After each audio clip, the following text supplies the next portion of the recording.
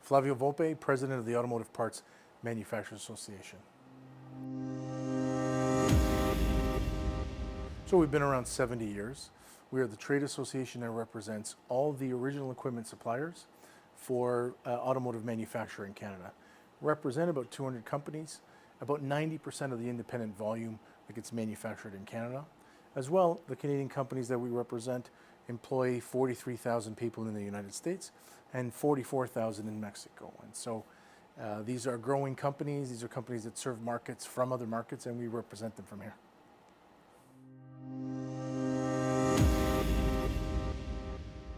Project Aero is a project that we came up with in January of 2020 after being challenged by the Prime Minister in the December 19th throne, where he said, "Show me what you can do as an industry to be net zero by 2050. We said, we'll show you what we can do from a product point of view for the 2025 model year. We said, why don't we design, engineer, and fully build a concept prototype vehicle built to 2025 Canadian motor vehicle safety standards and use that platform, that project, the legacy of the Avro era of what Canadians could do if we're given a clean sheet on innovation, and turbocharge the whole experience. Zero emissions, lightweight, fully operational prototype to demonstrate technology around the world."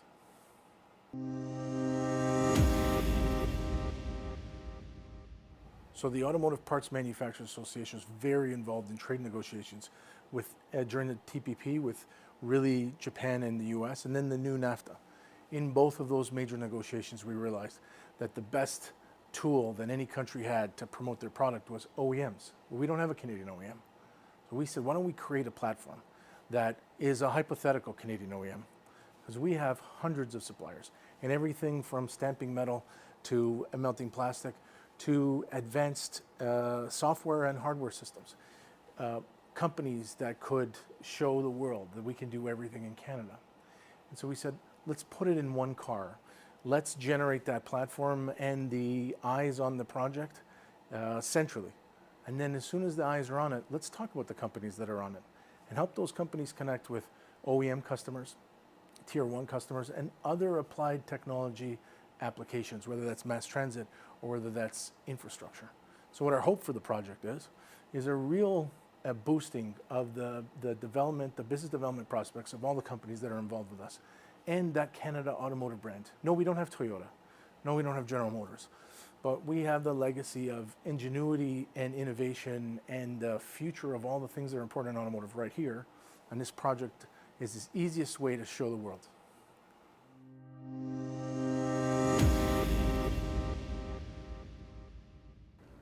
One of the central promises of Project Aero is for us to demonstrate connected and autonomous technology from a Canadian perspective, Canadian sources. And so what we really need is the vehicle's eyes and ears to be as strong as anybody else's. In that world, LeddarTech is our best and biggest player. We are relying on LeddarTech's already advanced technology, already well demonstrated technology, in being able to drive the vehicle on its own, connect on its own to an intelligent infrastructure.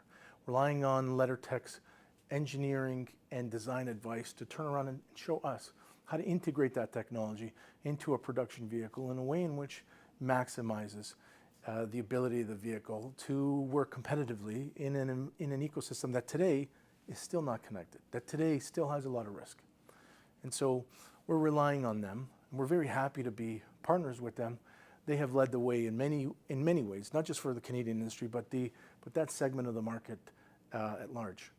It also brings legitimacy to all those other secondary systems that react to the information that is gained from LeddarTech's technology as the vehicle rolls. It enabled a whole bunch of other different platforms for us.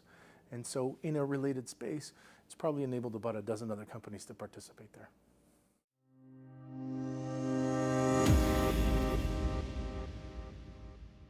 The real opportunity is connected and autonomous drive.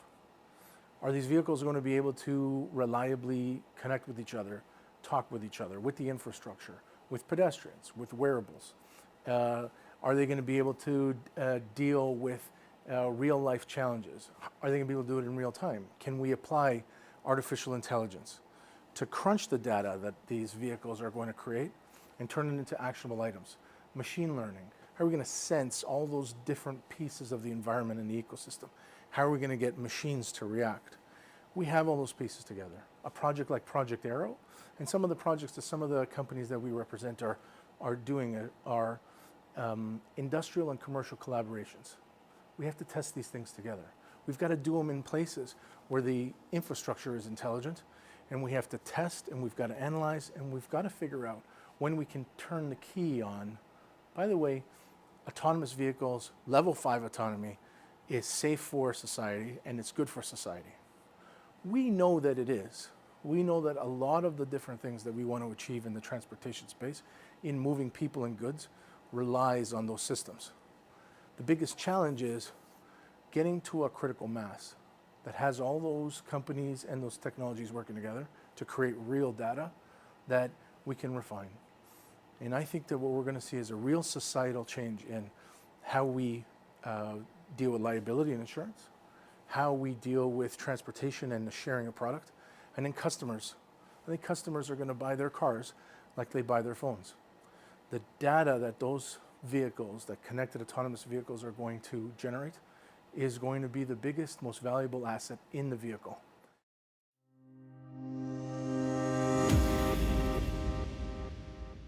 This is not a small project. We said we're going to go to the moon. If we're going to go to the moon, we're going to have to hire some astronauts. We're going to have to show you that we have the engineering know-how and the planning know-how to get there. What we said was we'll raise the money for engineering and integration. This is a big industrial collaboration project. We need companies that have commercially ready, legitimate technology that you're currently paying for your R&D. Let's put our resources together and let's use this as a platform for you to get more business. We hired the chief engineer of special projects at Aston Martin. We hired on the former chief technology officer at McLaren, and we've put together a group that we think reduces the execution risk on the project to manageable levels. This product and this project is a fantastic platform for awareness on Canadian technology. We've probably done 250 media interviews to date around the world, including CNN features. In those features, we're getting the Canadian technology companies' names out there. We're very happy to note that many OEMs, before we even built the company, are asking to see the companies and specific products. It'll be ready later this year, and the biggest win for us will be watching the companies that partnered with us get business in places around the world they couldn't do on their own.